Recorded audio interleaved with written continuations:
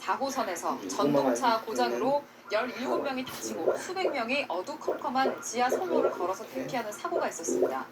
최근 몇 년 동안 지하철 사고가 부쩍 잦아졌죠. 전동차와 선로의 노후화가 가장 큰 원인으로 꼽힙니다. 이승국 기자입니다. 지하철 4호선 전동차 고장의 원인은 차단기 전열 불량. 전차선이 단전되면서 열차가 멈추고 내부 조명이 꺼진 겁니다. 터널 안에서 당황한 승객들이 직접 문을 열고 선로로 대피할 때까지 안내 방송이나 대피 지시는 없었습니다. 전기가 차단돼도 방송이 나와야 돼요. 나와야 되는데 퓨즈가 단선이 되면서 안 나왔어요. 수송장치 퓨즈가 차단이 됐어요. 앞서 지난달 7일 4호선 이촌역 인근 선로에서는 균열이 발견됐고 지난해 11월에는 1호선 석계역에서 고장으로 전동차가 1시간 동안 멈춰있는 등 최근 크고 작은 사고가 잇따랐습니다. 전문가들은 낡은 전동차와 노후화된 선로를 잦은 사고의 원인으로 꼽습니다. 수명이 다 돼간다고 봐야 되거든요. 전동차라고 기계인데 자동차하고 다르겠어요. 25년 썼을 때는 어떻게 되겠나 이런 걸 생각해 봐야죠. 지금 고장나는 그런 전기장치나 이런 것들은 당연히 일어나는 걸로 생각이 들더라고요. 지난해 말 기준으로 지하철 1, 2, 3, 4호선 열차의 57% 정도가 20년 넘게 운행되어 온 것으로 조사될 정도로 전동차 노후화는 심각한 상황. 이번에 사고가 난 전동차 역시 1994년 투입돼 22년째 운행 중이었습니다. 시민들의 안전을 위해 노후 전동차와 관련 시설에 대한 교체가 시급하다는 지적입니다. 연합뉴스TV 이승국입니다.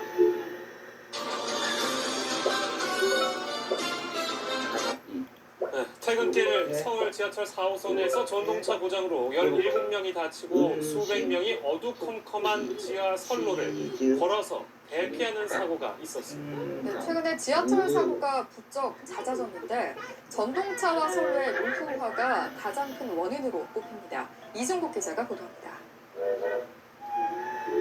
지하철 4호선 전동차 고장의 원인은 차단기 전열 불량. 전차선이 단전되면서 열차가 멈추고 내부 조명이 꺼진 겁니다. 터널 안에서 당황한 승객들이 직접 문을 열고 선로로 대피할 때까지 안내 방송이나 대피 지시는 없었습니다. 전기가 차단돼도 방송이 나와야 돼요. 나와야 되는데 퓨즈가 단선이 되면서 안 나왔어요. 수송장치 퓨즈가 차단이 됐어요. 앞서 지난달 7일 4호선 이촌역 인근 선로에서는 균열이 발견됐고 지난해 11월에는 1호선 석계역에서 고장으로 전동차가 1시간 동안 멈춰있는 등 최근 크고 작은 사고가 잇따랐습니다. 전문가들은 낡은 전동차와 노후화된 선로를 잦은 사고의 원인으로 꼽습니다. 수명이 다 돼간다고 봐야 되거든요. 전동차라고 기계인데 자동차하고 다르겠어요. 25년 썼을 때는 어떻게 되겠나 이런 걸 생각해 봐야죠. 지금 고장나는 그런 전기장치나 이런 것들은 당연히 일어나는 걸로 생각이 들더라고요. 지난해 말 기준으로 지하철 1, 2, 3, 4호선 열차의 57% 정도가 20년 넘게 운행되어 온 것으로 조사될 정도로 전동차 노후화는 심각한 상황. 이번에 사고가 난 전동차 역시 1994년 투입돼 22년째 운행 중이었습니다. 시민들의 안전을 위해 노후 전동차와 관련 시설에 대한 교체가 시급하다는 지적입니다. 연합뉴스TV 이승국입니다. 이제 여기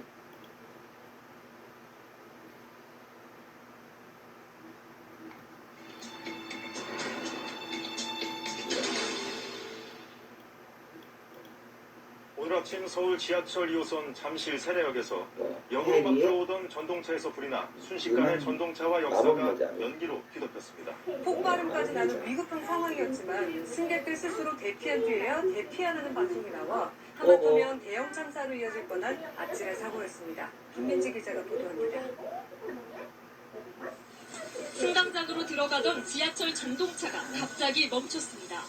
전동차 안에서 뿌연 연기와 함께 벌겋 불꽃이 피어오릅니다. 등산복 차림의 시민이 소화기를 뿌려보지만 소용이 없습니다. 자욱한 연기에 승강장은 혼란에 휩싸였습니다. 하지만 영무실에선 긴급한 상황을 파악하지 못하고 있는 듯한 안내방송을 내보냅니다.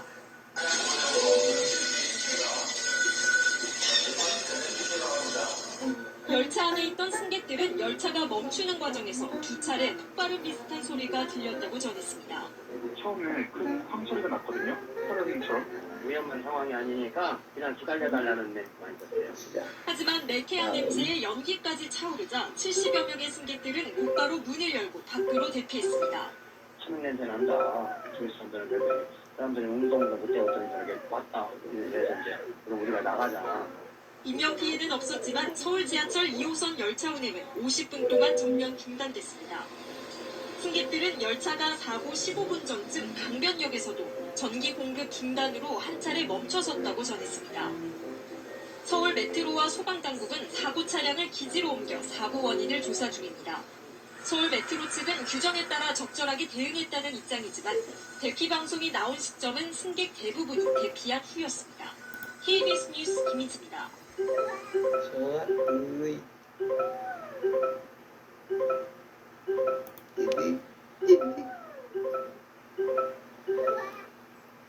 여기서 요거 하나만 더 같은 건 받았던 건 안 받아도 되잖아. 마비노기 모바일 1주년 감사할 마음을 모아 엘리드. 여러분 안녕하십니까. 오늘 서울 지하철 2호선에서 전동차가 앞서가던 열차를 들이받는 사고가 났습니다. 승객 200여 명이 다쳤습니다. 먼저 이준범 기자가 보도합니다. 서울 지하철 2호선 상황실이요. 멈춰선 전동차 유리창이 산산조각 났습니다. 열차 앞부분이 찌그러졌고 전조등도 떨어져 나갔습니다. 또 객실과 객실을 잇는 연결 통로도 끊어져 버렸습니다. 가던 도중에 갑자기 쿵 했으니까 사람들도 앞으로 쓰러지고 충격은 컸었어요. 정말 깜짝 놀라고 제가 오늘 오후 3시 32분 상황심리역에서 잠실 방향으로 가던 2260호 전동차가 승강장에 정차해 있던 앞전동차를 들이받았습니다. 승강장을 나가던 앞차를 뒷전동차가 보지 못했고 급하게 세우려 했지만 추돌한 겁니다. 사람들이 문 열으라고 막 소리지고 앞에서는 연기가 나니까 겁나니까 막 문 열어달라고. 열차 2량이 탈선할 정도로 충격이 커서 서 있던 승객들은 대부분 쓰러졌습니다. 사고 열차 기관사가 어깨를 다쳤고 승객 200여 명이 다쳤지만 다행히 중상자입니다. 사고 이후 정전이 돼 암흑천지가 된 상황에서 승객 1000여 명은 열차 문을 열어 탈출한 뒤 지하철 선로를 걸어 역사로 빠져나왔습니다. 우리는 그렇게 전복부를 열려고 하니까 그 사람은 열리지 안 열리더라고요. 다른 차로 또 가가지고 상당수 승객들은 사고 이후에도 출발이 지연되고 있으니 기다리라는 안내방송만 나와 여러 명이 힘을 합쳐 강제로 문을 열었다고 말했습니다. 다 놀랐어요. 하나 할 것 없이 세월호 때문에 걱정되니까 문 열어달라 해서 나올 수밖에 없었는데. 서울 메트로는 사고 열차를 끌어내고 복구를 마치려면 앞으로도 4시간 정도가 더 걸릴 것으로 전망했습니다. MBC 뉴스 이준범입니다.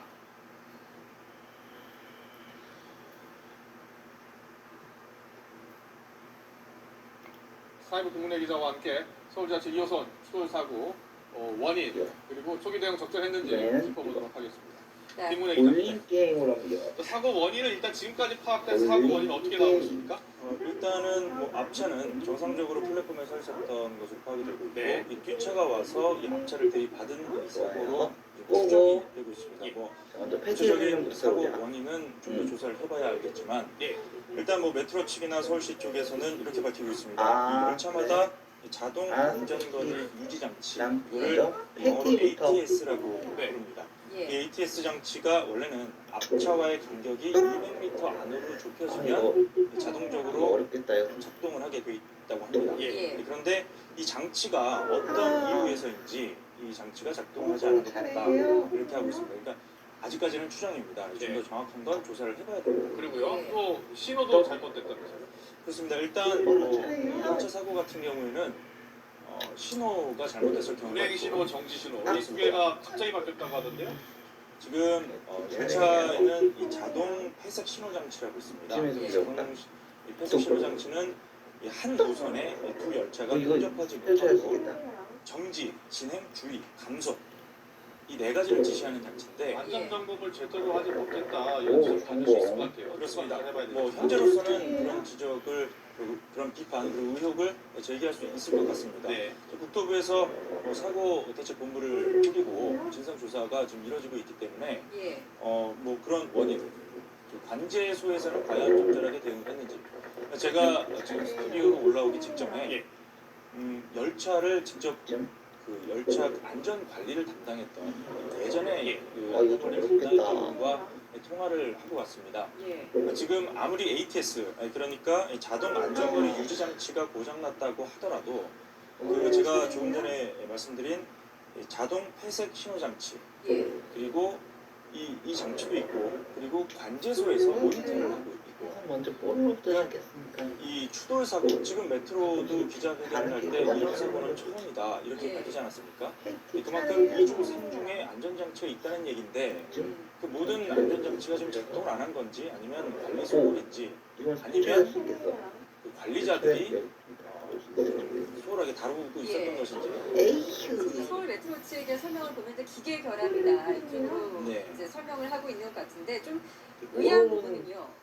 이제 전동차와 전동차 사이에서 간격을 유지하면서 운행을 하고 있지 않습니까? 그리고 앞차가 정차를 해 있다면 뒷차한테 앞차가 정체했으니까 천천히 운행하라 이런 방송을 서로 주고받았어야 하는 게 아닌가라는 생각도 들어요. 지금 브리핑에서는 그런 방송이 실제로 관제소와 뒤따르던 그 사고 열차 간에 그런 연락이 있었는지 여부는 지금 나오지는 밝히지 않고 있어요. 사고 예. 이후 어떻게 처리했는지 조치 사항만 지금 조치 사항만 이야기하고 있죠. 네, 그거 확인이 필요할 것 그렇습니다. 예. 그리고 지금 앞차와 뒤차 그러니까 앞차는 정차해 있었고 뒷 열차가 이 자동 제어 장치가 작동되지 않고 수동으로 이제 제어를 했는데 미끄러지면서 결국은 추돌한 거 아니겠습니까? 그 지금까지 상황을 봐서는 그런데 일단 목격자들의 증언이 상당히 중요합니다. 뭐라고 그럽니까? 예.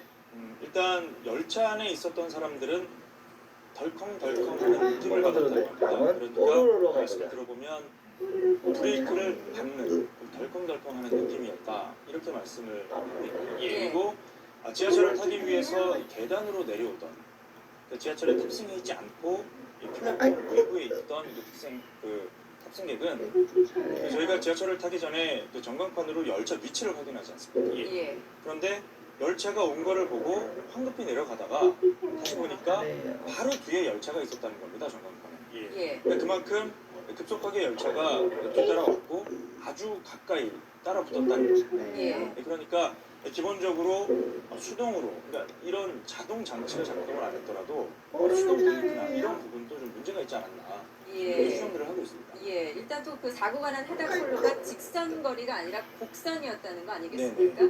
그러면 좀 더 천천히 운행했어야 되는 게 아닌가? 그렇습니다. 제가 조금 전에 통화한 분 말에 따르면 최대한 시속 40km랍니다.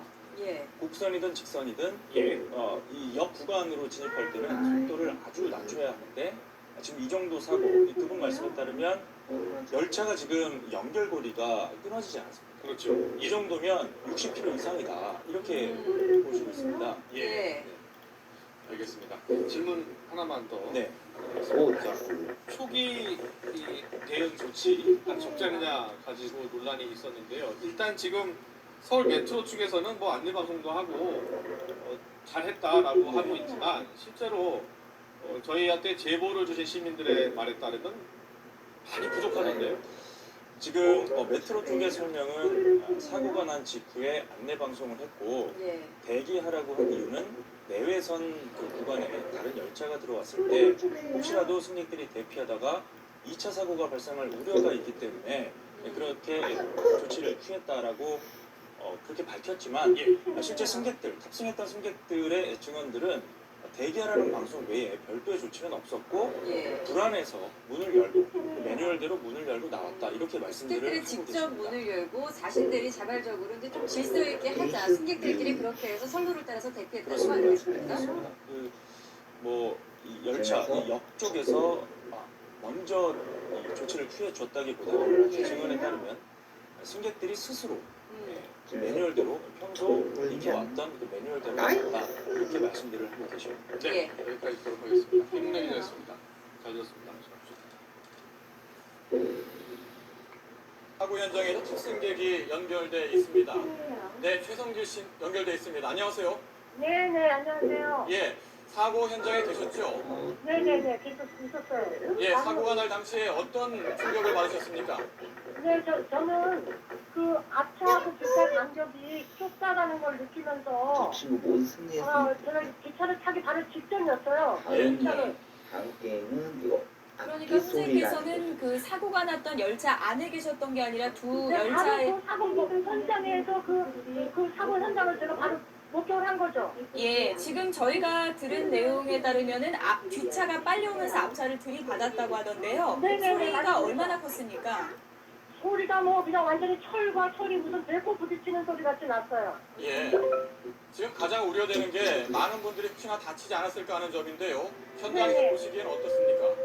하여튼 저도 그 순간에 너무 이게 부딪혔다라는 생각을 하면서 우리 안에 그 전철 깜깜해지는 사람들이 난리가 나더라고요. 예. 근데 그 문이 열리질 않으니까 역시 뽀로로 거. 예. 여보세요? 사람들이 그걸 어떻게 여냐고 자꾸 그 유리창에서 막 이래서 제가 그 비상문을 여시라고 그동의 템머리. 비상문을 여시라고 막 해갖고 그 사람들이 남성분들이 비상문을 어떻게 해갖고 여셔갖고 빠져나오셨어요. 예, 그러니까 사고 충격으로 안에 뽀로로의 계셨던 신발즈 분들이 소리. 결국에는 전동차 비상문을 열고 나오셨던 말이죠. 네네, 맞습니다. 네. 앞서서 열차와 열차가 부딪힐 때 소리가 상당히 크다고 하셨는데요. 그 열차가 부딪힐 때 상황을 다시 한번 좀 자세하게 얘기해 주실 수 있을까요? 네네.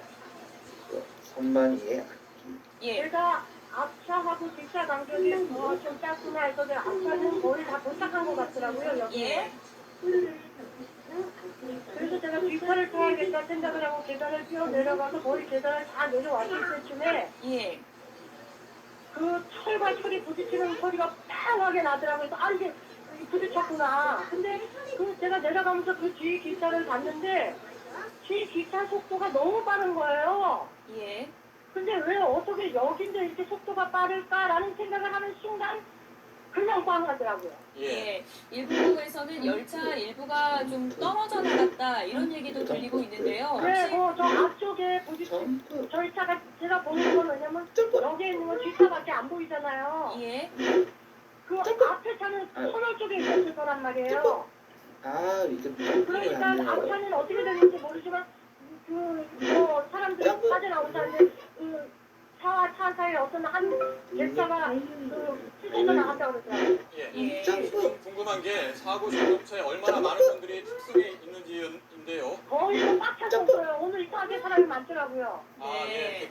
객차마다 사람들이 가득 찼다는 말씀이죠. 네네네. 네, 안에 있던 승객들이 그 추돌 사고 이후에 어떻게 빠져나왔는지 보신 부분을 좀 다시 한번 설명해 줄 수 있을까요?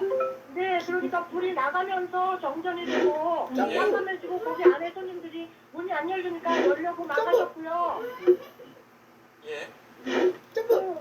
그래서 막 저를 보고 막 연락하는데 제 쪽에서는 열 수 있는 방법은 없고요. 안쪽에 있다고 제가 안으로 열으라고 막 손님들한테 말씀드렸어요. 예.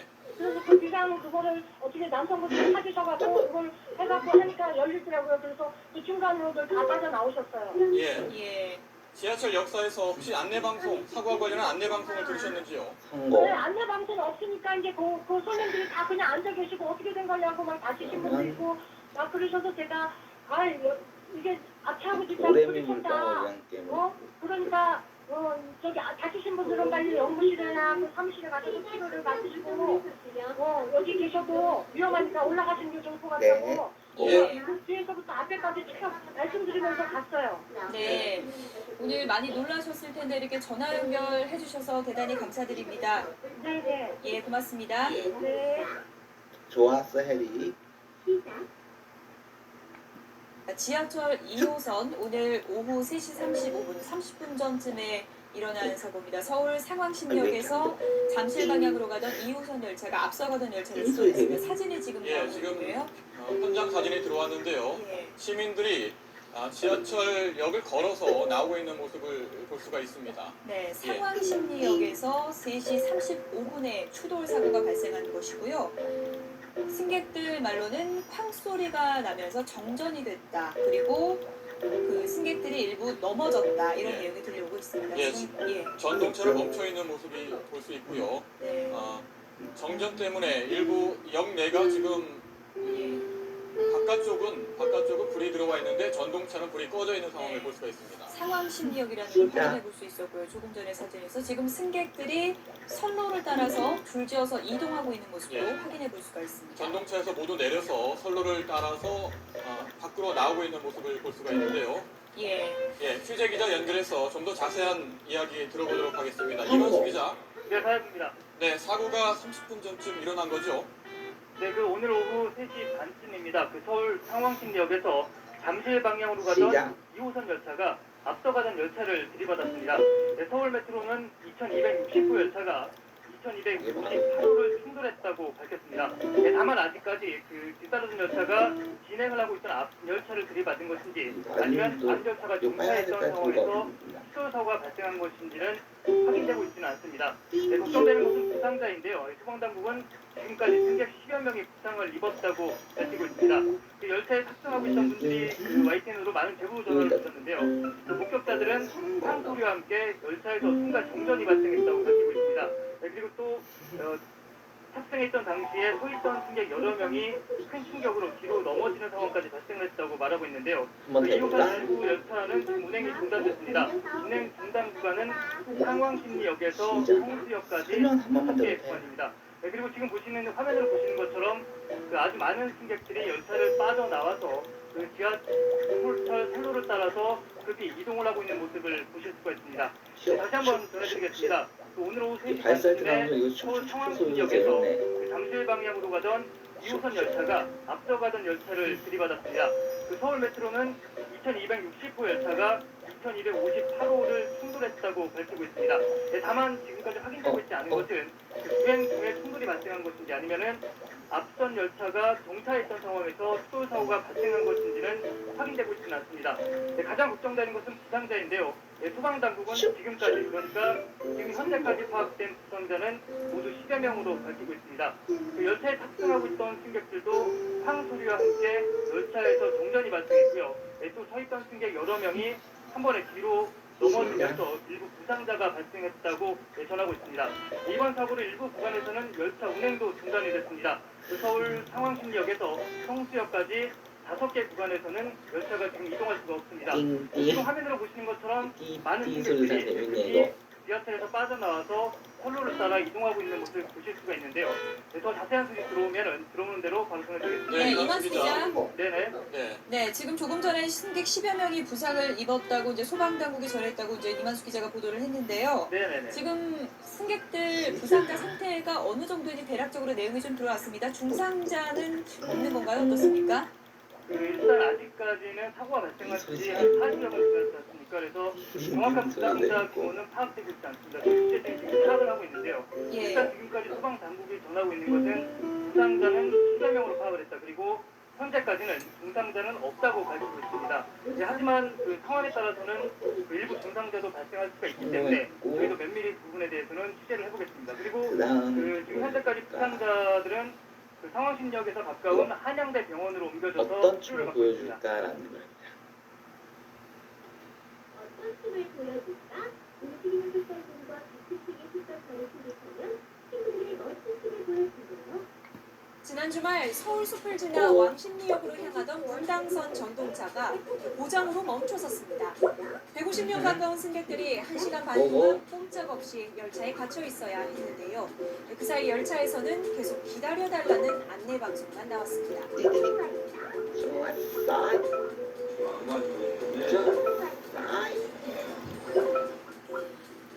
열차는 터널 안과 밖에 걸친 채로 멈췄습니다. 실내등이 꺼져 칠흑 같은 어둠 속에서 승객들은 영문도 모른 채 두려움에 떨었습니다.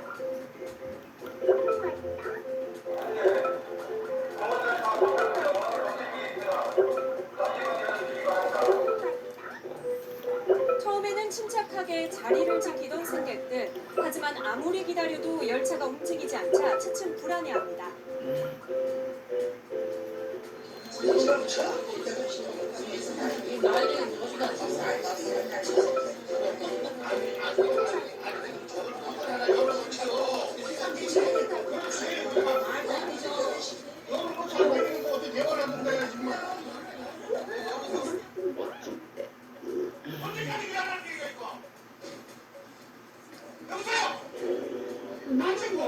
다음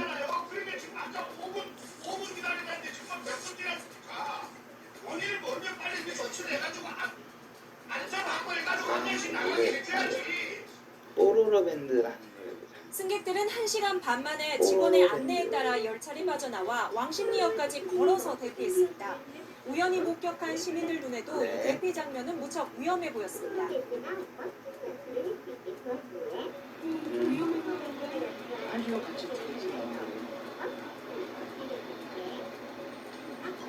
경찰이 이제 나가네. 피아노,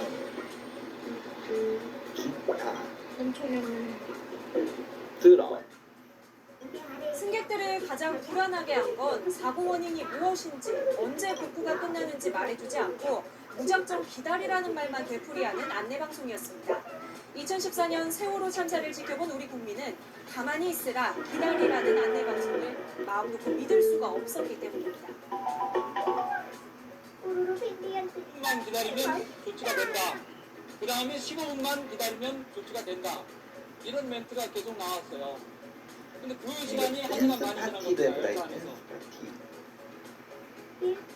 지난달 29일에는 설릉역에서 분당선에, 지난 17일에는 종로 3가역에서 1호선 열차가 멈춰서는 사고가 있었습니다. 철도노조 파업이 장기화하는 동안 사측이 투입한 대체 인력의 피로도가 커져 안전사고가 이어진다는 우려가 제기되고 있는데요.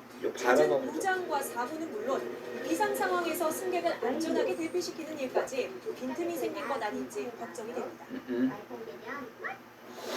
정부입니다. 서울 인챈트 페인트 발표가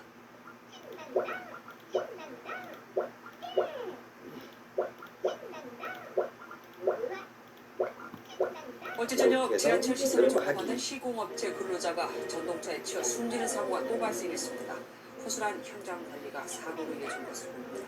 배준 기자. 소방대원들이 쓰러진 남성을 들것에 실어 구조합니다. 어제 저녁 5시 20분쯤 서울 금천구청역 인근 지하철 선로에서 통신시설을 점검하던 40대 정모 씨가 전동차에 치여 숨졌습니다. 사례조사를 하러 가고 야간 작업을 하기 전에 철도안전관리자하고 다 했었고 동료 직원과 함께 점검 현장을 벗어났다가 다시 돌아오던 중 뒤에서 오던 전동차에 치인 것으로 추정됩니다. 사고 당시 공사에 착수한 게 아닌 현장 점검이어서 전동차가 운행되는 채로 작업이 이뤄졌습니다. 코레일 내부 지침상 작업 현장이 선로에서 2m 이상 떨어져 있고 대피가 가능해 안전에 문제가 없으면 전동차 운행을 멈추지 않아도 괜찮다고 규정돼 있습니다. 하지만 정작 현장에서 지침대로 작업이 이루어지지 않으면서 인명피해로 이어진 겁니다. 한 개, 두 개. 열차 오는 거에 대한 감시자도 배치해야 되고 책임감을 가지는 9명이나 되는 공사 작업 자체가 선로에 들어갈 일이 없는 것인데 경찰은 CCTV 등을 확보해 사고 당시 근로자들의 안전수칙 위반 여부를 조사하고 있습니다. MBN 뉴스 배준우입니다. 권.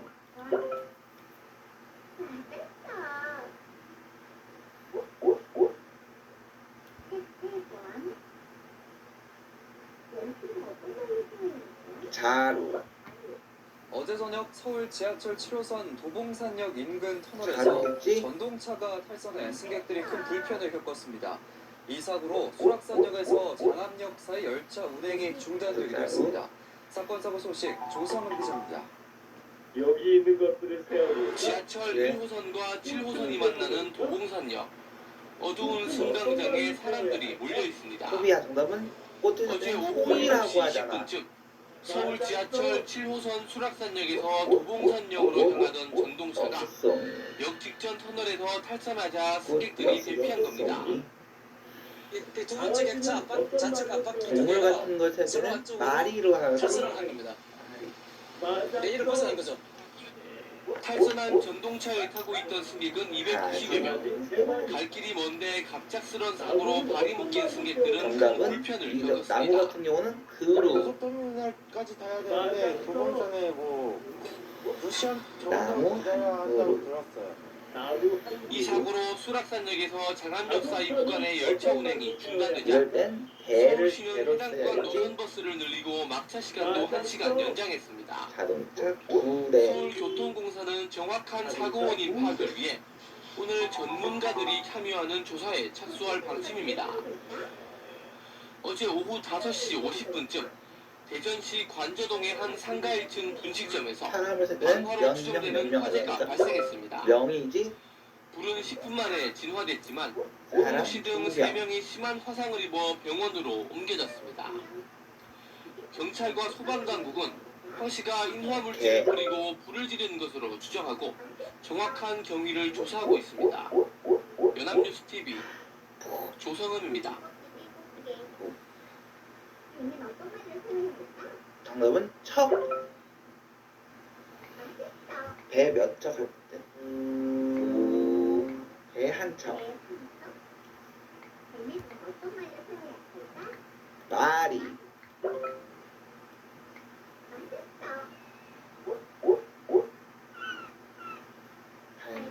세 마리.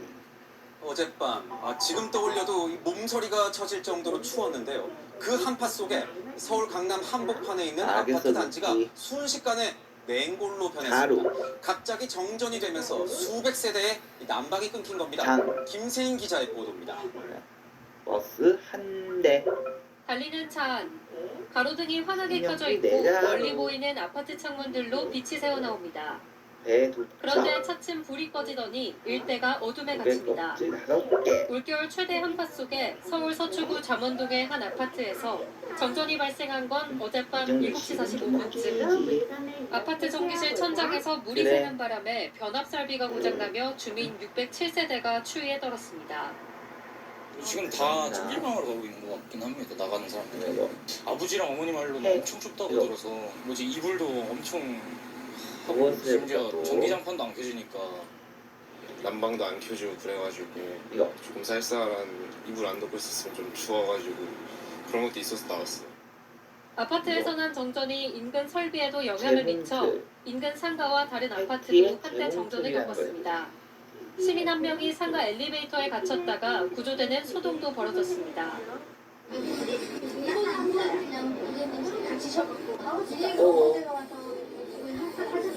자, 여기 있는 친구들 다 숨을 보죠. 에디부터. 현장에 출동한 한국전력공사는 약 3시간 30분 만인 오후 11시 30분쯤 복구를 완료했습니다.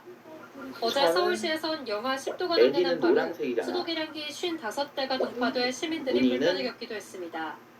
채널A 뉴스 김세인입니다.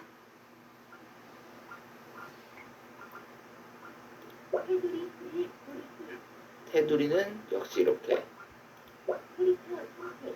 에디, 그다음에 재봉틀.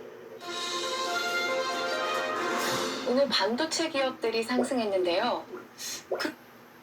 계속되는 더위에 전기 사용량이 늘면서 밤새 아파트 정전 사고도 잇따랐습니다. 열대야를 이기지 못한 주민들은 얼린 생수병을 갖고 나왔고 집안의 환자를 위해서 설치한 산소 호흡기에 전기가 끊겨서 구급대원이 출동하는 아찔한 순간도 있었습니다. 김민광 기자.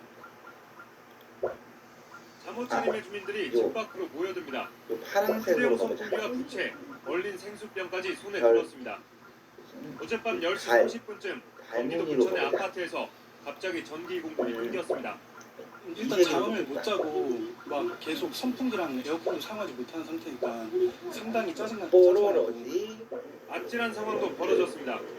집안에서 산소호흡기를 사용하던 한 주민이 구조 요청을 보낸 겁니다. 곧바로 구급대원들이 도착했고 다행히 인명피해는 없었습니다. 이 아파트에선 200여 가구가 1시간 넘게 불편을 겪었습니다.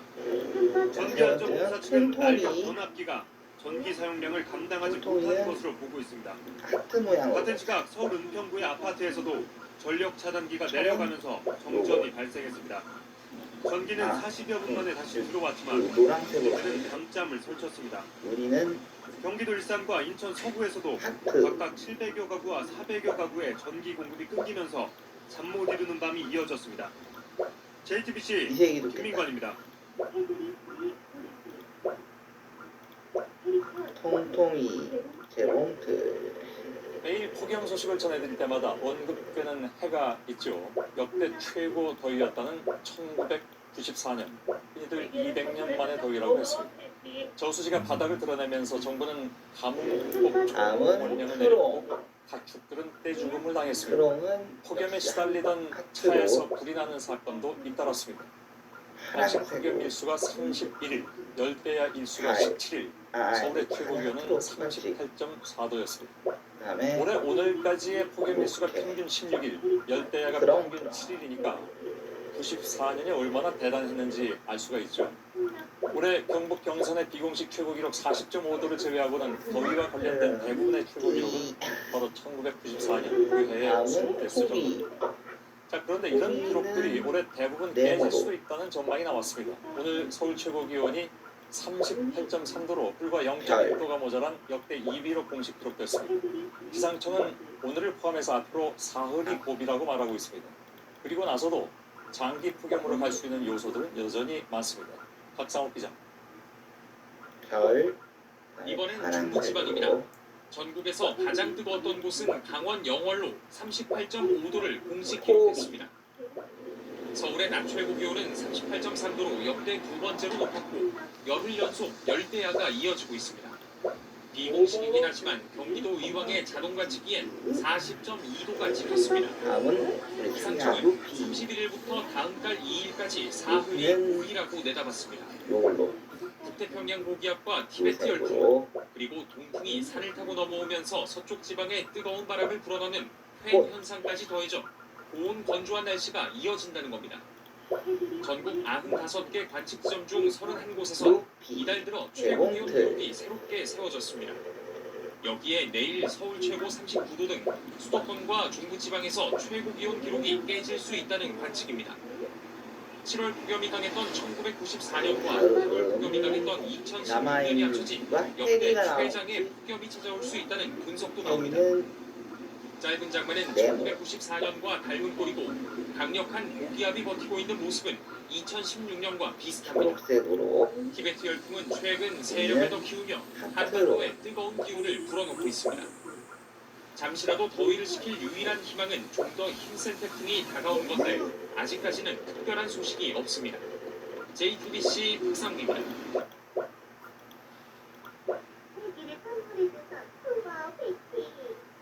이렇게 해서 전부 선물했네. 마비노기 모바일 1주년.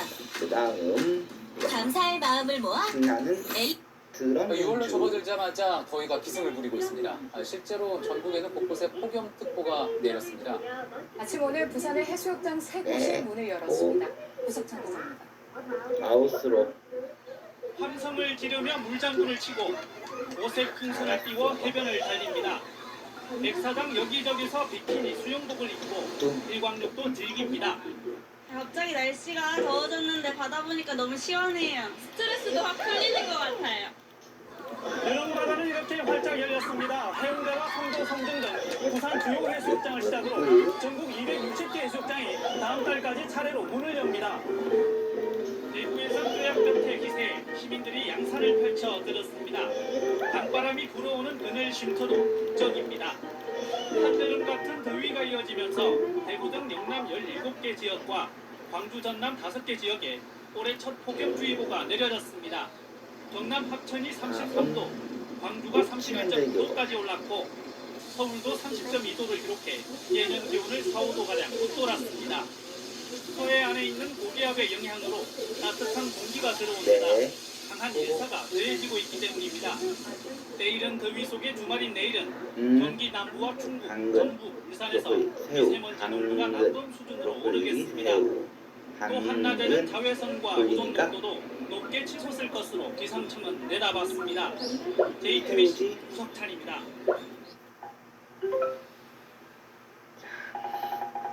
새우, 브로콜리, 소고기. 기록적인 폭염의 연일 이어지는 가운데 본격적인 휴가철을 맞은 해수욕장은 피서객들로 북적이고 있습니다. 그런데 불청객으로 꼽히는 하파리도 기승을 부리고 있어 주의가 필요하다고 하는데요. 취재기자 연결해서 알아보겠습니다.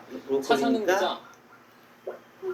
소금기지. 네, 부산 해운대 해수욕장에 나와 있습니다. 네, 도심과는 확실히 분위기가 다른데요. 얼마나 많은 피서객들이 찾아왔습니까? 네, 하루 중에 가장 더운 시간대가 되면서 피서객들의 수도 빠르게 늘고 있습니다. 네, 아쉽게도 파도가 바다 쪽으로 빠르게 그리고 강하게 밀려나가는 이한류의 우려가 있어서 현재 튜브 사용은 오전부터 금지가 된 상황입니다. 이번 여름 해운대 해수욕장을 찾은 방문객은 어제까지 384만여 명으로 집계됐습니다. 기후변화로 여름이 길어지면서 처음으로 지난 6월 정식으로 개장했는데 폐장일도 9월 중순으로 늦춰져 여름 내내 해수욕을 즐길 수 있게 됐습니다. 부산 지역 해수욕장은 본격적인 휴가철을 맞아 인파가 몰리고 있습니다. 지난 주말 이틀 동안 84만 명 넘게 방문해 피서 열기를 심각게 했는데요. 부산 지역은 다가오는 주말을 지나 다음 주까지도 비 소식이 없어서 해수욕장 방문객은 꾸준히 증가할 전망입니다. 피서객이 가장 많이 몰리는 시기인데 해파리 쏘임 사고 또 있다고 있죠. 네, 그렇습니다. 여름철 해수욕장의 불청객으로 꼽히는 해파리가 우리나라 해수욕장을 중심으로 빠르게 확산하며 곳곳에서 출몰하고 있습니다. 이번 여름 해운대에서만 해파리 쏘임 사고가 123건이 발생했고 서핑 명소로 알려진 송정 해수욕장에서도 50건을 기록했습니다. 두 해수욕장 모두 올해는 해파리 방지망이 설치가 되지 않았는데 설치업체와 어민 사이의 조율이 이루어지지 않았기 때문입니다. 해파리에 쏘이면 바닷물로 씻어내고 근처 구조대원에게 응급조치를 받는 게 가장 좋습니다. 수돗물이나 생수로 상처 부위를 씻으면 증상이 더 나빠질 수 있어서 피해야 합니다. 또 강한 자외선 때문에 피부가 화상을 입는 걸 막기 위해 선크림 같은 자외선 차단제를 노출된 부위에 모두 바르는 게 좋습니다. 무더운 날씨 속에서 물놀이를 즐기다 보면 자신도 모르는 사이에 체력이 쉽게 떨어질 수가 있는데요. 수분 섭취를 수시로 하고 술을 마셨다면 물에 들어가지 말아야 혹시 모를 사고를 예방할 수 있습니다. 지금까지 부산 해운대 해수욕장에서 YTN 최상입니다. 배리였구나.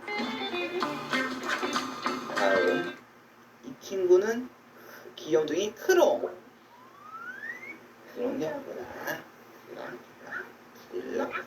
밤사이 서울 구로구의 한 오피스텔에서 대규모 정전이 발생했습니다. 전기실에 있는 수도관에서 물이 새면서 전기가 끊긴 걸로 추정되는데요. 김선웅 기자가 취재했습니다. 이 친구는 오피스텔 건물 전체가 칠흑 같은 어둠에 잠겼습니다. 단지 내 상가도 모두 불이 꺼졌습니다.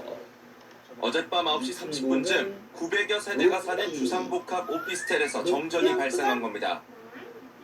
갑작스런 정전에 엘리베이터도 이렇게 작동을 멈추면서 주민 2명이 안에 갇혔다가 구조되기도 했습니다. 상가 내 전력 공급이 끊기면서 소식을 들은 가게 직원들은 새벽에 급히 출근해야 했습니다. 정전 때문에 냉장고가 제대로 작동하면서 먹기 쉬운 아이스크림 같은 것만 먼저 준비로 왔습니다. 정전이 발생하기 직전에는 고층에 사는 주민도 들을 정도의 큰 폭발음이 났습니다. 뻥 하는 소리와 동시에 한 1, 2초 뒤에 그냥 모든 전원이 다 나갔습니다. 12층 거주하고 있습니다. 근데 여자친구는 뭐 번개 치는 소리 같다. 근데 저는 그냥 변압기가 터지는 소리 같아서. 복구 작업에 나선 한국전력공사 등에 따르면 지하 2층 전기실에서 누수가 발생해 물이 들어차면서 배전 시설이 손상된 걸로 추정됩니다. 연일 이어진 한파로 수도관이 동파했을 가능성도 제기됩니다. 문제는 주민들이 최저기온 영하 10도 안팎의 강추위를 맞닥뜨려야 한다는 겁니다. 전기실에서 물을 빼고 말리는 과정 때문에 복구에 시간이 걸리면서 구로구청에서는 혹시 모를 피해를 대비해 밤샘 대책 마련에 나섰습니다. 지금 이 정전 사태가 내일 아침까지 계속 지속되면 장기간 추위에 노출될 수 있기 때문에 저희가 이곳 그 주민센터나 인근 학교, 체육관이나 이런 공공기관을 좀 마련을 해서 주민들 대피소를 좀 만들 예정이고요. 식수와 핫팩 등 응급 지원책도 마련됐지만 피해 복구가 될 때까지 한파로 인한 주민 불편은 계속될 걸로 보입니다. 연합뉴스TV 김선홍입니다. 먼저 패티.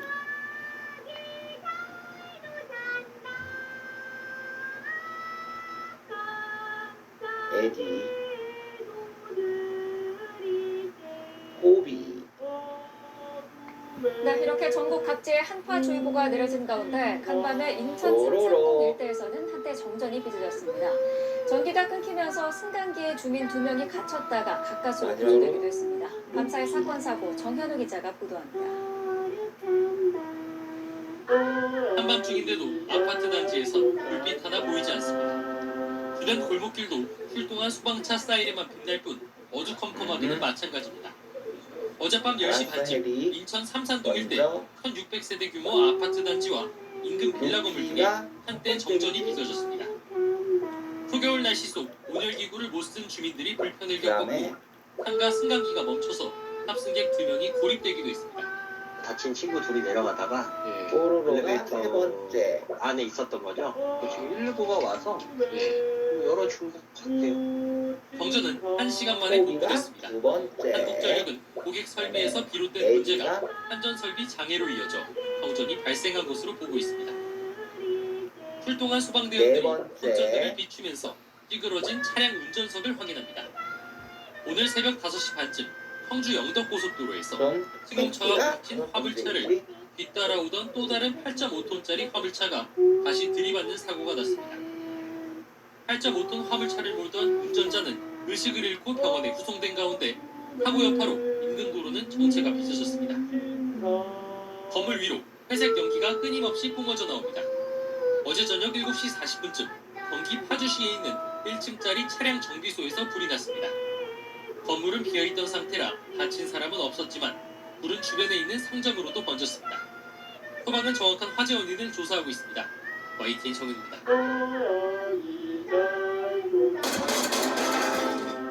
좋았어. 강추위가 찾아온 어젯밤 서울 구로구에 있는 오피스텔과 상가 천여 세대에 전기 공급이 끊겼습니다. 복구 작업이 진행되는 동안 난방과 온수 공급이 중단되면서 주민들이 불편을 겪었습니다. 조경원 기자입니다. 엘리베이터 앞에 핫팩과 생수가 쌓여 있습니다. 한쪽에는 한파대피소 안내 문구도 붙었습니다. 금요일 밤 오피스텔과 상가 천여 세대가 정전되면서 보일러도 정수기도 작동을 멈췄습니다. 처음에는 핫팩으로 조금 견디다가 추워서 잠이 깨서 너무 춥고 어깨도 움츠리고 몸살기가 있어가지고 냉동실에 보관했던 아이스크림은 밤새 모두 녹아버렸습니다. 물이 따뜻한 물이 안 나와가지고 헬스장 가서 샤워하고 오고 그리고 핸드폰 충전도 안 돼가지고 차에 가서 충전해오고 그렇게 했어요. 정전 이후 엘리베이터가 갑자기 멈추면서 일부 주민이 갇혔다가 구조되기도 했습니다. 주말 장사를 기대했던 상인들은 전기가 복구될 때까지 식당을 지키고 있을 수밖에 없었습니다. 토요일날, 일요일날이 아무래도 장사가 평일보다는 더 잘 되거든요. 요새 경기도 좀 안 좋고 한데 장사가 오늘 하루 또 잘 되는 날이라 좀 아쉽긴 한데 그래도 빨리 좀 고쳐줬으면 좋겠어요. 오전에 비상발전기가 가동돼 엘리베이터 등 일부 장비는 다시 작동했지만 모든 세대에 전기가 공급되기까지 시간이 더 소요됐습니다. 한국전력공사 측은 건물 전기실에서 누수가 발생하면서 연합기에 문제가 생겨 정전된 것으로 보고 있습니다. YTN 조경원입니다. 에리아 3번째, 로비가 4번째, 그러면 뽀로로가 5번째가 되겠네. 네, 지난밤에도 폭염으로 인한 정전 사태가 속출했습니다. 차량 화재 소식도 또 전해졌습니다. 최유경 기자가 사건 사고를 종합했습니다. 밤 늦은 시각 주민 10여 명이 아파트 단지 앞 도로를 서성이며 연신 부채질을 합니다. 놀이터 벤치에 앉아 잠시 더위를 잊어보려고 하지만 절로 흘러내리는 땀은 어쩔 도리가 없습니다. 어젯밤 11시쯤 이 아파트 단지 250세대에 전력 공급이 중단됐습니다. 지금 집에 선풍기도 안 들어가고 도저히 깜깜해서 잠을 잘 수는 없어서 너무 더우니까 차에 에어컨을 틀고 안에서 그냥 텔레비 보고 있어요. 30년 넘은 낡은 변압기, 임시 방편으로 외부 변압기를 증설했지만 열대야의 전력 사용이 늘자 결국 다시 전기가 끊긴 겁니다. 어젯밤 9시 10분쯤 대구 파오동의 한 아파트 단지에서도 정전이 발생했습니다. 600여 가구에 2시간 동안 전기 공급이 끊겨 무더위 속에서 주민들이 큰 불편을 겪었습니다. 어제 오후 6시 10분쯤엔 대전 중리동 한밭대로에서 61살 이모 씨가 몰던 승용차에 엔진 과열로 추정되는 불이 났습니다. 이 사고로 차가 완전히 불탔지만 이 씨는 무사히 대피했습니다. KBS 뉴스 최유경입니다.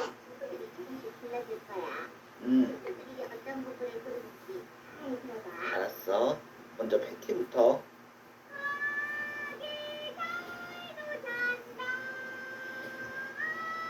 그다음에 뽀로로. 루피로 가보자. 네, 기록적인 폭염이 연일 이어지는 가운데 본격적인 휴가철을 맞은 해수욕장은 피서객으로 종일 북적이고 있습니다. 취재기자 연결해 보겠습니다. 차상훈 기자. 그다음에 마지막으로 에디. 네, 부산 해운대 해수욕장에 나와 있습니다. 네, 그거 분위기 어떻습니까? 좋았어. 네, 하루 해가 얼마 남지 않았는데도 피서객들의 수는 전혀 줄어들지를 않고 있습니다. 끊임없이 밀려오는 파도에 몸을 던지면서 무더기를 떨쳐내는 사람들의 모습이 보이고 있는데요. 아쉽게도 이연류의 위험이 있어서 튜브를 사용한 물놀이는 오전부터 금지가 된 상황입니다. 이번 여름 해운대 해수욕장을 찾은 방문객은 어제까지 3,840만여 명으로 집계됐습니다. 기후변화로 여름이 길어지면서 처음으로 지난 6월 정식으로 개장했는데 해장일도 9월 중순으로 늦춰져 여름 내내 해수욕을 즐길 수 있게 됐습니다. 부산 지역 해수욕장은 본격적인 휴가철을 맞아 인파가 몰리고 있습니다. 지난 주말 이틀간 84만 명 넘게 방문해 피서 열기를 실감케 했습니다. 부산 지역은 다가오는 주말을 지나 다음 주까지도 비 소식이 없어서 해수욕장 방문객은 꾸준히 증가할 전망입니다. 네, 피서객이 가장 많이 몰리는 시기인데요. 해파리 쏘임 사고도 잇따르고 있다고요?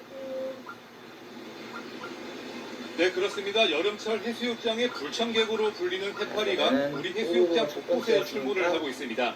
이번 여름 해운대에서만 해파리 쏘임 사고가 123건이 발생했고 서핑 명소로 알려진 송정 해수욕장에서도 50건을 기록했습니다.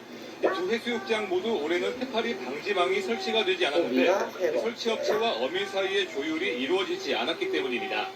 해파리에 쏘이면 바닷물로 씻어내고 근처 구조대원에게 응급조치를 받는 게 가장 좋습니다. 수돗물이나 생수로 상처 부위를 씻어내면 증상이 더 나빠질 수 있어서 피해야 합니다. 또 강한 자외선 때문에 피부가 화상을 입는 걸 막기 위해 선크림 같은 자외선 차단제를 노출된 부위에 모두 바르는 게 좋습니다. 무더운 날씨 속에서 물놀이를 즐기다 보면 자신도 모르는 사이에 체력이 쉽게 떨어질 수가 있는데요. 수분 섭취를 수시로 하고 술을 마셨다면 물에 들어가지 말아야 혹시 모를 사고를 예방할 수 있습니다.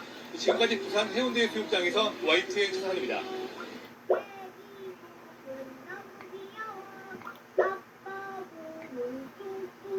한겨울밤 난방이 끊기는 사고만큼 밤새 견디기 힘든 일도 없는데요.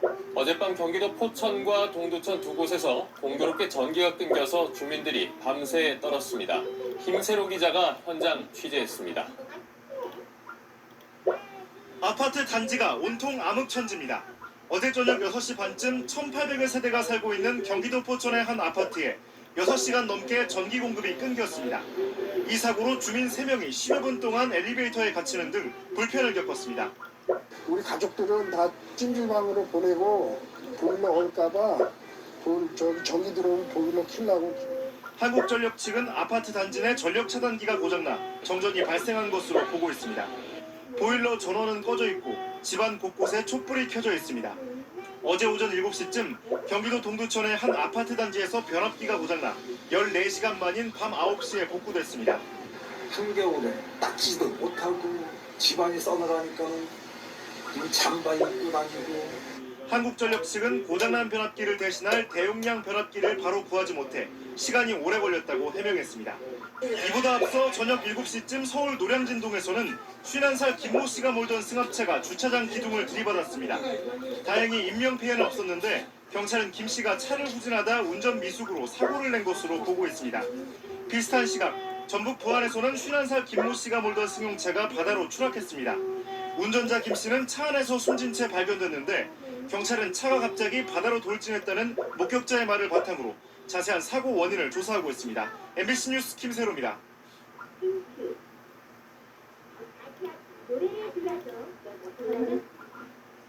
어제 경기 의정부시 홍원동에서 간판이 떨어져 20대 남성이 숨지는 등 강한 바람으로 피해가 잇따랐습니다.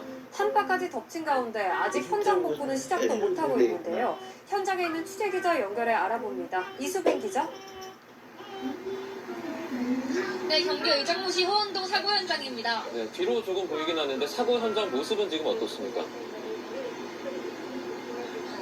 네, 아직 사고 현장 복구는 시작되지 않은 상황입니다. 제 뒤쪽으로 보시면 노란색 출입 통제선이 쳐 있는데 시민들의 출입이 통제되고 있는 상황입니다. 아직 제자리를 찾지 못한 건물 강판은 형체를 알아볼 수 없게 부서져 있는 상황인데요. 함께 무너져 내린 벽돌이나 철제 구조물들도 아직 바닥에 널브러져 있습니다. 어제 오후 2시 20분쯤 경기 의정부시 홍원동에서 20대 남성 한 명이 숨졌습니다. 당시 피해자는 길을 걸어가던 도중에 거센 바람이 불면서 간판이 떨어지자 이 행인을 덮쳐 크게 덮친 것으로 파악됐습니다. 네, 현재 경찰 수사 상황은 어떻게 진행되고 있나요? 그러면 패티가 이게 지금 두 번째야. 그러니까 패티가 두 경찰은 번째. 우선 방금까지 건물 외벽에 대한 조사를 마쳤습니다. 간판이 떨어진 이유를 정확하게 하기 위한 것으로 파악됐는데요. 건물이 낡고 간판 관리 상태가 부실했던 것인지 혹은 바람이 지나치게 세게 불어서 간판이 떨어질 수밖에 없었던 상황인지에 대해서 명확히 하기 위한 것으로 파악됐습니다. 어제부터 오늘 새벽까지 한파와 강풍으로 인해 경기 지역에 접수된 사고만 총 625건이고 이로 인해 발생한 부상자 수는 5명, 사망자는 1명으로 파악됐습니다. 나무가 쓰러지거나 건물 외벽이 무너지는 등 강풍 피해가 컸던 것으로 보입니다. 네, 한파도 잠깐 언급을 해주셨는데 오늘도 한파가 참 심한데 그곳은 좀 어떻습니까? 두 번째고. 네, 제가 지금 나와 있는 의정부는 영하 8도입니다. 수도권 일대 내렸던 한파주의보는 지금 해제가 되긴 했지만 아직까지 추운 날씨는 이어지고 있습니다. 그리고 인천에는 아직도 강풍주의보가 계속되고 있는데요. 대부분 지역에서 영하 10도에서 영하 5도인 상황인데 지금 제 눈앞을 보면 낙엽이 날아다니는 등 바람도 부는 상황이라 체감 온도가 굉장히 낮은 상황입니다. 서울시에서는 한파 종합상황지원실을 가동하고 한파에 대비해서 노숙인 임시 거주소를 제공하거나 방한용품 등을 제공하는 계획입니다. 또 경기도청 등 수도권 일대에서는 한파로 인해 도로 위 살얼음이 발생할 것을 대비해 제설 작업을 진행할 예정입니다. 또 수도관 동파를 우려해 상황실을 운영하면서 피해 상황이 발생하면 바로 조치할 수 있도록 준비태세를 갖추고 있습니다. 지금까지 의정부 사고 현장에서 YTN 이수빈입니다.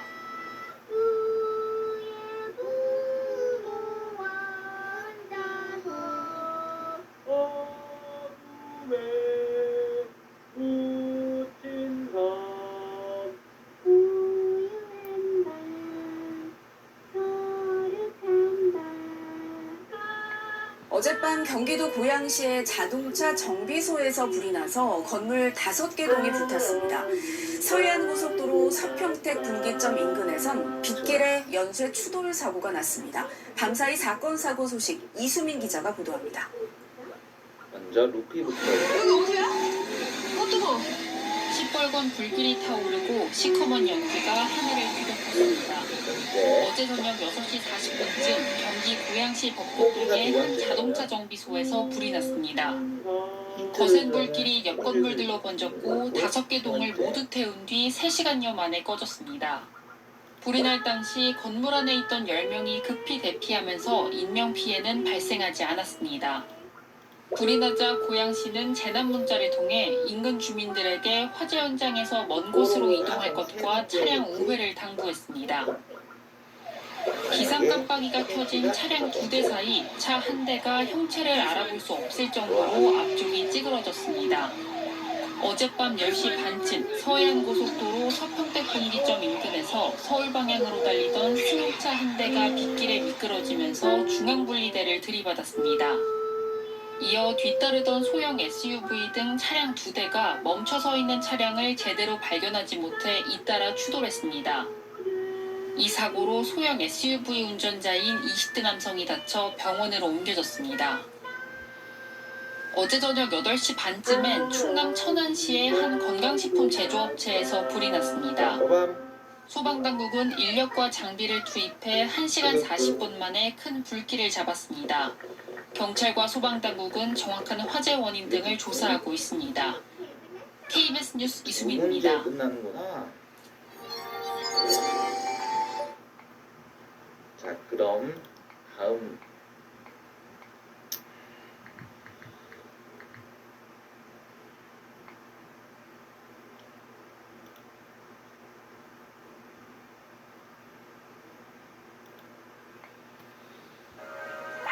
어제보다 조금 가벼워. 바람이 맑거라. 그다음에 등굣길 고등학생들을 태운 통학버스가 신호를 위반하고 달리다 다른 차량과 충돌했습니다. 이 사고로 수능을 앞둔 고3 학생 한 명이 숨졌는데 운전기사는 등교 시간에 늦어 빨리 가려고 신호를 위반했다고 진술했습니다. 민정희 기자의 보도입니다. 버스가 빨간불을 무시하고 빠른 속도로 주행합니다. 교차로를 지날 때쯤 옆에서 직진하는 차량이 버스 오른쪽을 들이받습니다. 먼저 이 차량은 인근 고등학교 통학버스로 당시 차 안에는 등교하던 학생 12명이 타고 있었습니다. 사고 현장입니다. 신호를 무시하고 달리던 통학버스는 오른쪽에서 직진하던 차량과 그대로 충돌했습니다. 충돌을 피하려던 버스는 건너편에 서 있던 차량과도 부딪혔습니다. 이 사고로 수능 시험이 채 한 달도 남지 않은 고등학교 3학년 남학생 한 명이 숨졌습니다.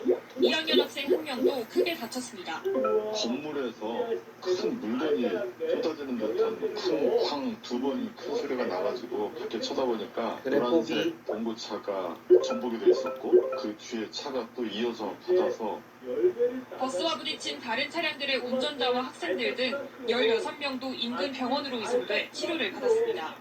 통학버스 운전자 47살 정모 씨는 경찰 조사에서 신호가 바뀐 것을 봤지만 등교 시간에 늦어 빨리 가려고 신호를 위반했다고 진술한 것으로 알려졌습니다. 경찰은 정 씨에 대해 음주 측정을 한 결과 혈중 알코올 농도 0.01%가 나왔고 정확한 측정을 위해 체열을 해 교과서에 의뢰했다고 밝혔습니다. 다만 수치가 낮아 음주운전 처벌 기준에는 미치지 못할 것으로 보인다고 설명했습니다. 경찰은 정 씨를 업무상 과실치사상죄로 입건하고 구속영장 신청도 검토하고 있습니다. KBS 뉴스 민정입니다. 이게 어디냐? 불과 2주 전이었죠. 광주에서 불볕더위 속에 4살 어린이가 인천 통학버스에 갇혀서 아직도 의식을 찾지 못하고 있는데요.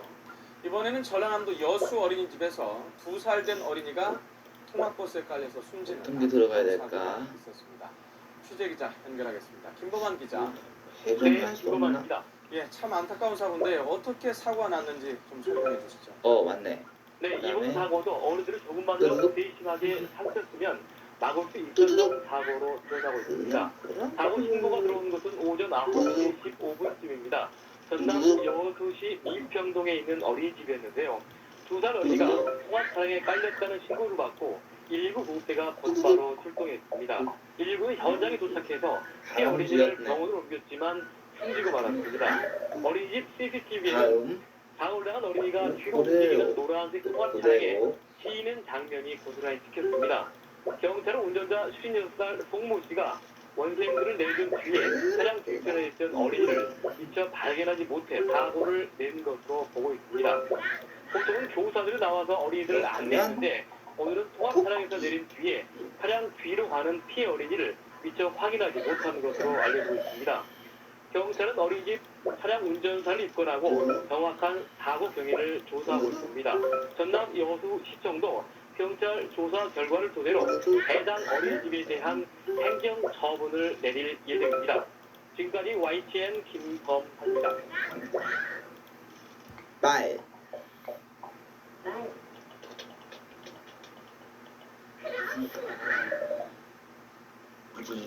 찌그러진 통학버스 차체가 사고의 충격을 그대로 보여줍니다.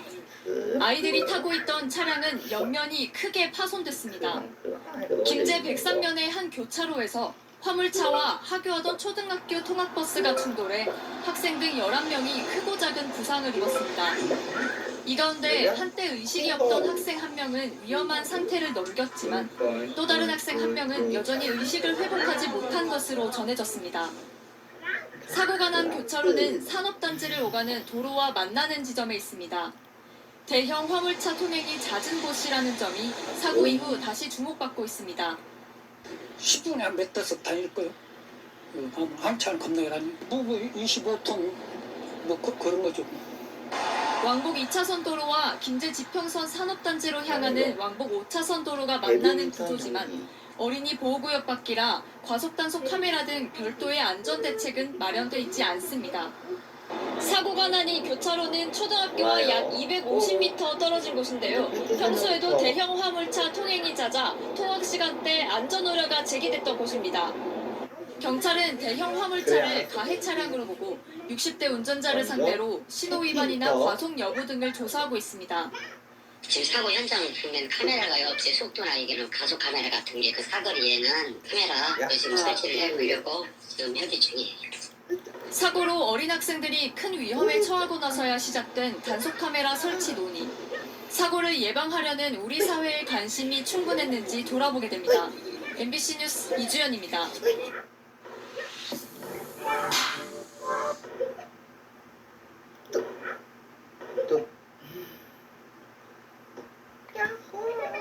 지난주 고등학생을 태운 통학버스가 승용차와 추돌하는 사고가 발생했습니다. 어린이 통학버스와 달리 중고등학교 통학버스는 관리 체계가 부실해 예견된 사고였다는 지적이 나옵니다. 신한정 기자입니다. 지난주 고등학생 1명이 숨지고 11명이 다친 송파구 통학버스 사고. 애초 사고가 발생한 통학버스는 관리가 부실했다는 정황들이 드러나고 있습니다. 사고가 발생한 학교는 위탁업체와 계약해 총 28대의 버스를 운용하고 있었는데 알고 보니 이 업체가 당초 계약과 다르게 버스 20대를 10개 각기 다른 운수업체에 재위탁한 상태였습니다. 통학버스를 운전한 A씨는 이 10개 업체 중 한 곳에 소속된 기사였습니다. A씨가 사고 전날 밤 음주를 한 사실도 논란입니다. 경찰 조사에서 A씨의 혈중 알코올 농도가 0.01%로 측정됐기 때문입니다. 다만 단속 기준에 미치지 않아 음주운전 혐의를 적용하기 어려운 상황. 전문가들은 중고등학교 통학버스를 관리할 제도적 장치가 없다고 지적합니다. 전혀 지금 관리가 되지 않는다고 보는 것이 맞다고 봐요. 책임감 없이 하다 보니까 이런 문제가 있는 거거든요. 어린이 통학버스와 달리 중고등학교 통학버스는 관할구청이나 경찰서에 신고할 필요가 없고 서행운전 등 안전교육도 의무가 아닙니다. 한편 서울 송파경찰서는 운전자 A씨를 교통사고 처리 특례법상 치사치상 혐의로 입건해 현재 구속영장 신청 여부를 검토하고 있습니다. 연합뉴스TV 신은영입니다.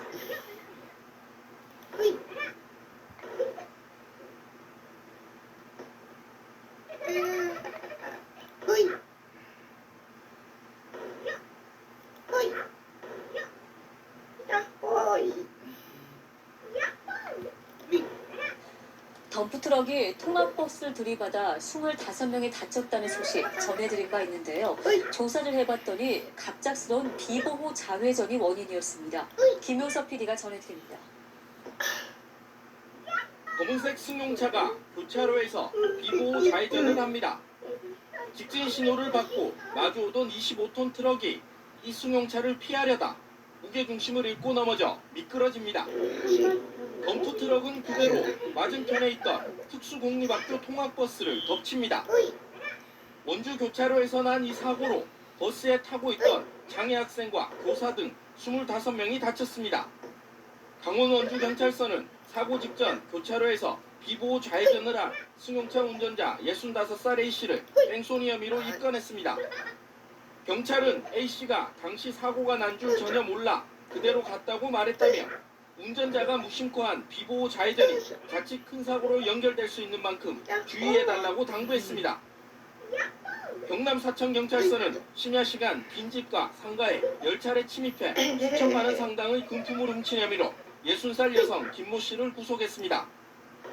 김 씨는 휴대용 절단기로 방범 창살 등을 뜯어내 안으로 들어간 뒤 다이아몬드 반지 등 2,600만 원 상당의 금품을 훔쳤으며 나중에 보석 감별기로 진품만 골라 작물업자에게 팔아넘긴 것으로 조사됐습니다. 연합뉴스TV 김효섭입니다. 어린이들이 타는 통학버스 안전사고가 끊이지 않고 있습니다. 아이들의 목숨까지 앗아가는 위험한 순간이 많은데 어른들이 조금만 관심을 기울여도 큰 부상은 피할 수 있습니다. 한혜영 기자입니다. 하천에 통학버스가 완전히 빠져 있습니다. 어린이집에 도착한 버스가 갑자기 언덕 아래로 밀려나 하천에 떨어진 겁니다. 버스 안에는 3살에서 5살 어린이 12명이 타고 있었는데 다행히 크게 다치지 않았습니다. 차에 탄 보조교사가 아이들이 어린이용 안전벨트를 단단하게 매도록 했기 때문입니다.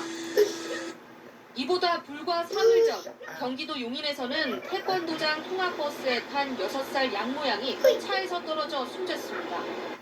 이 차에는 인솔교사 없이 어린이 6명만 타고 있었고 안전벨트를 차지 않아 양양은 우회전을 하다 열린 차문 사이로 그대로 떨어졌습니다. 지난 1월부터 시행에 들어간 세리미법을 충실히 지킨 통학버스와 그렇지 않은 경우의 차이가 드러납니다.